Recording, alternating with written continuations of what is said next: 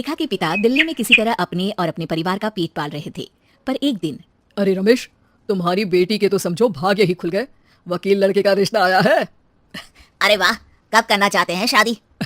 वो लोग तो जल्द से जल्द ही करेंगे। बाकी शाम को मैंने रेखा को देखने के लिए बुला लिया है।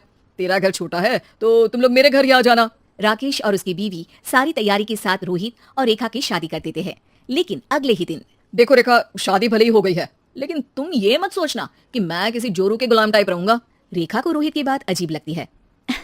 मैं ये तो सोच भी नहीं सकती और ना ही चाहती हूँ, लेकिन शादी के अगले ही दिन इस तरह की बात की उम्मीद भी नहीं थी। रोहित रेखा के मुंह से ये बात सुनकर गुस्सा हो जाता है। अरे काफी जबान भी चला लेती हो। माँ ने सिखाया नहीं कि पति से कैसे बात करते हैं। रेखा अब चुप रहने में ही भलाई समझती है। रेखा, जल्दी से नाश्ता तैयार कर लो। आज पहला दिन है, सारे काम तुम्हें समझा दूंगी। ये नौकरानी है जो तुम्हें बता देगी कि कैसे कैसे क्या करना है। फिर इसकी कल से छुट्टी है। रेखा भी ससुराल में जी जान लगाकर काम करने लगती है। खाली समय मिलता तो पति के वकालत की किताब उठाकर पढ़ने लगती। ये क्या, जब देखो तब पढ़ती रहती है। अच्छा सुन, कल पिता के घर से 20,000 रुपए लेकर आना। मेरे छोटे बेटे की फीस भरनी है।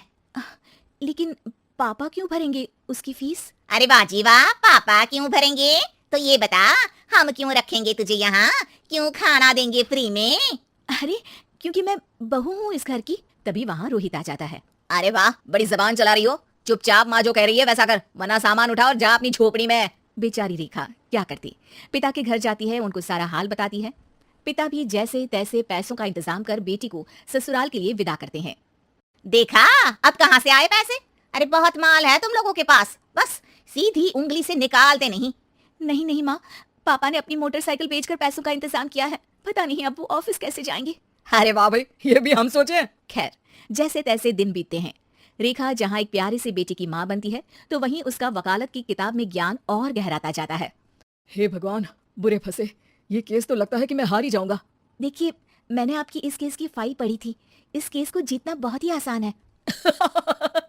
वाह भाई वाह, यहाँ वकालत की डिग्री लेकर भी मैं समझ नहीं पा रहा हूँ, और तुमने रोटी बनाते बनाते ही केस समझ लिया।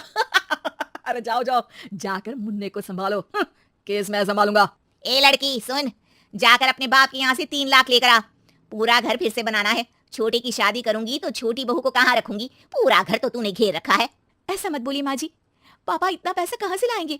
अब तो वो रिटायर भी हो गए हैं। हाँ, तभी तो बोल रही हूँ, रिटायरमेंट के पैसे तो मिले होंगे ना। लेकिन वो अगर आपको दे देंगे तो बुढ़ापा कैसे काटेंगे? रोहित रेखा की बात सुनकर गुस्सा हो जाता है। ए सुन, चल अपना सामान उठा, अपना बच्चा उठा और निकल यहाँ से। रेखा के लाख आग्रह के बाद भी रोहित और उसकी सास उसे घर में नहीं रखते। पापा, मैं तलाक चाहती हूँ। बेटा, मेरे पास वकील के पैसे नहीं है। पापा, आप मुझे वकालत करवा दीजिए। अपना केस मैं खुद लड़ूंगी। इस बार रेखा के पिता भी उसे ससुराल ना भेजकर रिटायरमेंट के पैसों से वकालत करवाते हैं। और फिर एक दिन कोर्ट के बाहर, रोहित, आज तुम अपना ही केस हार गए, वो भी उस लड़की से जिसकी तुमने कभी कदर ही नहीं की। रेखा, मुझे माफ कर दो।